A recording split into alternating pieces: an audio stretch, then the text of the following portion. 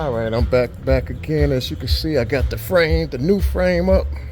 I removed the old one. I would have video recorded this, but I was working by myself, so I just figured I'd take steps and record.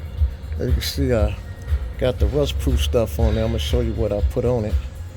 I got everything back intact. Just got to throw the exhaust pipe in there.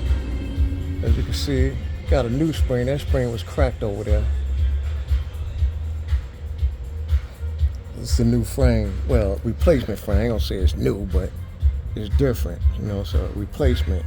So I got the frame up and everything. As you can see, everything back intact. I'm gonna show you where that broken piece was at in the first video. Okay, here's that broken piece that was broken in the first video. So in the first video, I showed you where it was rusted apart. That's the part that was rusted. The reason why I'm doing this because they couldn't do a wheel alignment. So only thing I gotta do now is torque those nuts on the axle to a certain foot-pounds. All right, here's the broken spring. Here's the broken spring. As you can see, that spring was broken on the back rear left side, driver's side. So that's the reason why I replaced the spring.